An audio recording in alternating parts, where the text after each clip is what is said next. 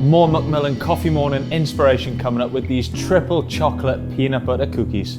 First up, we got to make our cookie dough, and it couldn't be easier thanks to this M&S triple chocolate cookie mix. It's so simple. Literally pour the sachets into a bowl, and to turn this up a notch, I'm going to throw in these M&S fudge cubes. We've got a little bit of softened butter going in and a couple tablespoons of water. Then you just got to get in there and give it a really good mix together until, well, it looks like cookie dough.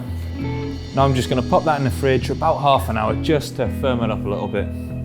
So our dough is chilled now for about half an hour to firm it up. Perfect to roll into those cookie ball doughs. Cookie dough balls? Cookie dough balls. Form 8 golf ball sized pieces of dough. Get that peanut butter in there. Give it another roll around. Now it's onto a tray with a gentle press down into the oven for 15 minutes. Well, there we go. Triple chocolate cookies fresh from the oven. It smells unbelievable in here. We've let them cool slightly. Now, time to serve them up. Triple chocolate and peanut butter cookies. I mean, come on, what is not to love about that? Crispy on the outside, soft, chewy and melty in the middle.